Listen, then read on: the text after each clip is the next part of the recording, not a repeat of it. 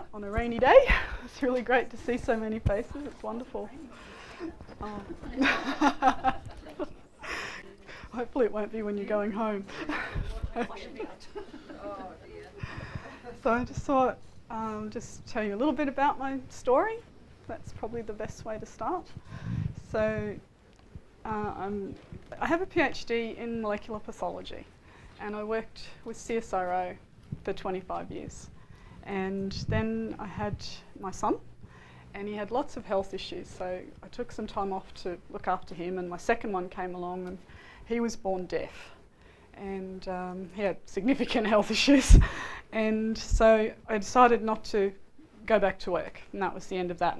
And at the time my boss said, well, this is career suicide, you know. And I said, doesn't matter, these are my kids, I've got to look after them, you know, hello. That's what I signed up for. And at that time, which was, 15 years ago now, I never dreamt that I would be able to use that skill set in the way that I do now. And it's miraculous how life circumstances can actually come together. Because I was quite sad that day when he said, career suicide, you'll never work again. It's like, oh well. So with time went on, and my little one being deaf, that actually masked the fact that there were very significant cognitive issues. We didn't realise, because the fact that he wouldn't communicate, well, we thought, well, he was deaf, so it made sense. He didn't want to play with other kids at kindy. He didn't, it just made sense. If he can't speak, well, of course he's going to sit off in the corner on his own, and we all missed it. We missed all of the signs, which I look back now, they were all there, but we weren't looking for the right signs. And my oldest then got diagnosed as on the spectrum. And as I started looking into it, I was like, oh, crikey, Eli does all of that. And when I talked to the paediatrician, he was just like, oh, all this time we've been so obsessed with him being deaf, we missed it. So we didn't actually get his diagnosis till he was 4, and that's when we realised he was really profoundly autistic. So he had lots of surgeries to get his hearing back, but he still wasn't speaking, he still wasn't engaging, and that's when we realised. So we were having speech therapy, we were doing all these things, and nothing was working. And that's when the paediatrician's like, oh, how could we miss this? So it was, anyway, it is what it is. So it turned out that I have 2 boys on the spectrum, but at vastly different ends. So my eldest, ridiculously clever, and so he's at what we used to call Asperger's. They say it doesn't exist anymore, but it does, of course it does. So they're very high end, very, very, very clever, not necessarily so great on the social side, but he was showing incredible signs of intelligence even when he was 1 year old. He was speaking so early, he was speaking in full sentences at 18 months. He was such a clever little thing. He still is, I shouldn't say was, and I shouldn't say little. He's taller than me now, he's 16, towers over me. So, and Eli was on the far end, way down. So he's on the, non-verbal, very low end. So I've got experience as a mum, not just as a clinician, and not just as a doctor, but as a mum. I have experience from both ends. So I've got, I really understand it. And in 2012, a new technology came to Australia called Nutrigenomics. Now, with my molecular background, I skipped a bit. I studied nutrition because my eldest had lots of allergy issues, like ridiculous. He was allergic to my breast milk. I mean, fair dinkum. This kid couldn't eat anything. And so I wasn't wanting to be a nutritionist at all. I wanted to study it to try and help my son. I didn't think I was ever going back to work with my little one being so profoundly deaf and so many issues. I just thought, this is it. So I had studied nutrition. Then this new science came out called Nutrigenomics. And if you put those 2 words together, it's nutrition and genomics. My 2 happy places, okay?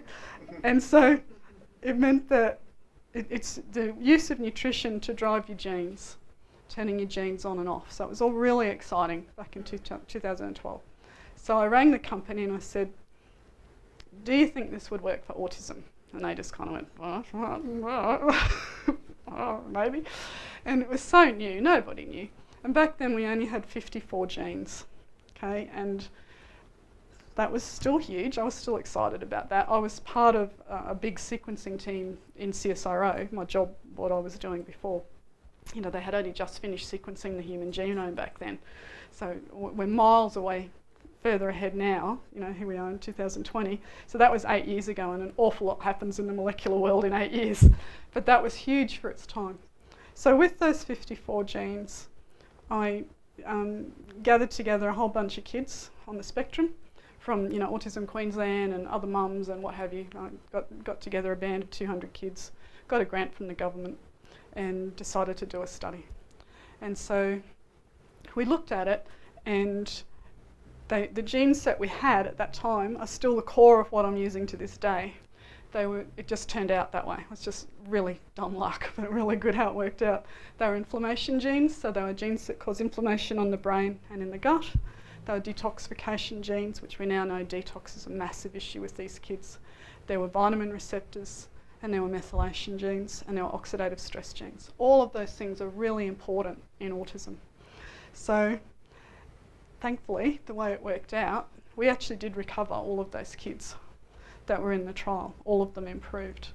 And so from that, I've gone on to do more research. And all of this was just done from home. Like while he was at Autism Queensland, he'd be at class for 6 hours a day, and I'd be madly doing this research and then go pick him up again and bring him home, and then do my 60 hours a week of therapy with him. So it's all just been a labour of love, but we got there. And now I'm working with a company in the USA, and it's called Intellex DNA, and I'm building an actual specific autism gene panel. So there's so much more research being done. We've got hundreds of specific autism-associated genes. And so now I've helped thousands of kids. I decided to, once I had recovered my son, by this point he's 7 years old, and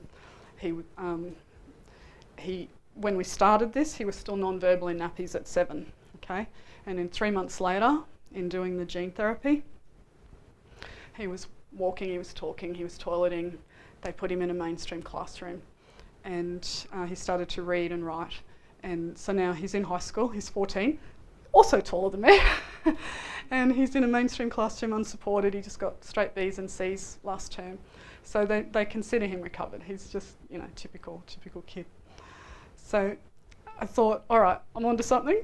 Now that he's at school full time and he's managing, that means that I can work on this, you know. And so I've been working and opened a clinic so I could help other families. And at first I was just doing it in school hours, but we've expanded it out, and I've got a team of 5 now. And so we can help more people. And I talk at Autism One in the States, and, you know, various other autism conferences and so on. So my role now is becoming more of a teaching role, where I'm teaching the other doctors around the world how to do the program that I've kind of invented. And another thing that came out 2 years ago was microbiome sequencing. And that's just hugely exciting because the gut and the brain are intricately related. And I've never yet met a kid on the spectrum that hasn't got gut issues. So we're able to, we've developed a gut test specifically for autism. It's actually been released to the market. I don't get any money for it, I was just helping them. So same with the Intellex DNA kit. They're not paying me, all of this is just a labour of love, something I want to do. So the spectrum detector gut test is out now. And so we can combine that information, the gut information and the gene information, and you put that together. And when you fix all of this and fix the genes, okay, and fix the diet, it's all diet related. We don't use any drugs. Lionel was saying before, talking about all these awful drugs, do dreadful things, horrible side effects. We don't want any of that. We want to do it naturally. And so you can bring them to their full potential, whatever that might be. Okay, and we've helped thousands of kids now, so it's very exciting. And what we're seeing, the latest figures I saw, it's quite scary. 1 in 32 now with autism, so that's pretty much 1 kid in every class. So probably most people in this room know of a family with a child with autism. If it's not your own family, it might be someone down the road, or, you know, a kid's friend at school or something like that. But it touches so many people now, so much more than it used to be. So we know now that there are genetic predispositions, so we're always there, and environmental triggers that are around now that were not around 50 years ago. Okay, so when I was little, food was clean. My mum didn't have to go to a special market to buy an organic, pumpkin. It just was organic. It just was. And so we didn't have pesticides. They hadn't been invented yet when I was little. There was no BPAs. Everything was in glass and paper bags. You know how we were kind of pendulum swinging back to paper bags? There was no plastic when I was little. There was no, we've just made a mess of things in the last 50 years. We've really mucked it up. And those plastics and pesticides and so on are very toxic. And so what we're finding is these kids on the spectrum have problems in their genes with detoxifying. Those genes aren't working properly. So when we turn those genes back on and help them to detoxify in this, toxic sludge that we've brought them into, then they start to blossom. So it's been exciting. We've been able to bring kids out of wheelchairs, getting them walking, all sorts of things. It's pretty exciting.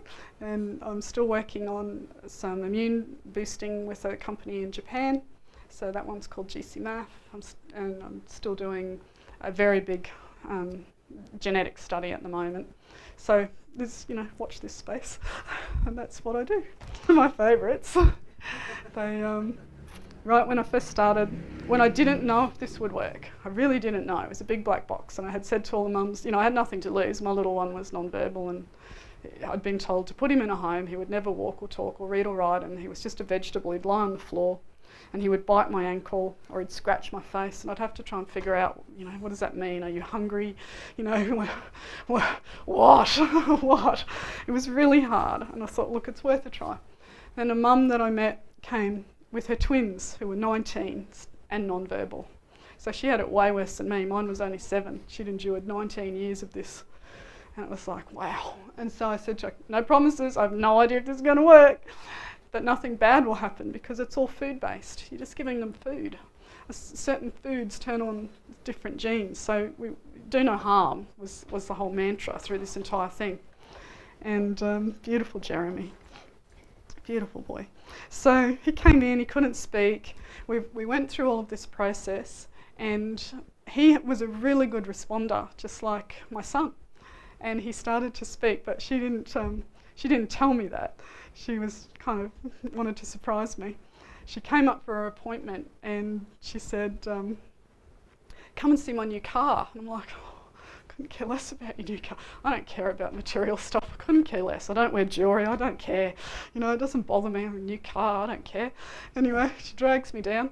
I went because she just was relentless. And I went down. And anyway, it wasn't about the car at all. Jeremy was sitting in the car, and he looks up through the window and he says, "Hello, Dr. Heather." And I almost fell off my chair.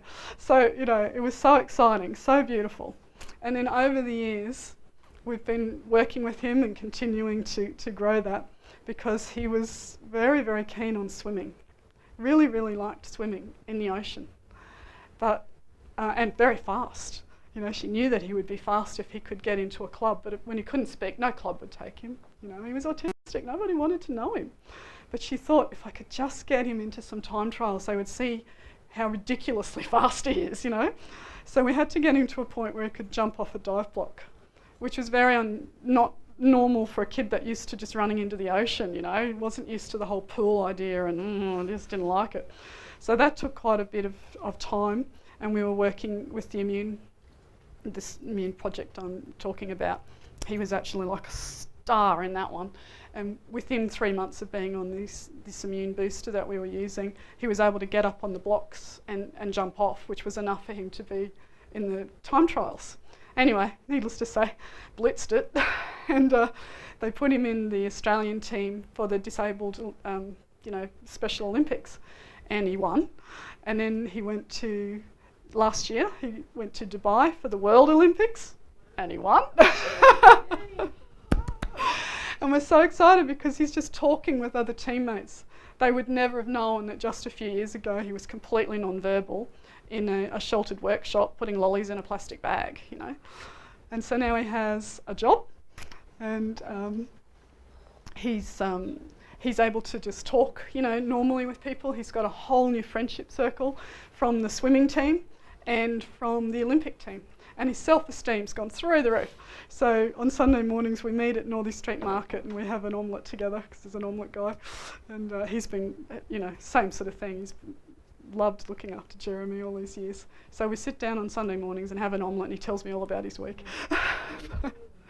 So it means that it's not just for little kids. They used to think that neuroplasticity stopped at 7, and it's not true. We're recovering adults as well. Yeah. So they can have a life, you know, and that's what we want. We want them to be able to be independent and be able to have a friendship circle, be able to make a living, you know, instead of being a burden on the parents and the taxpayers. They can actually have a really great life. So that's what we want.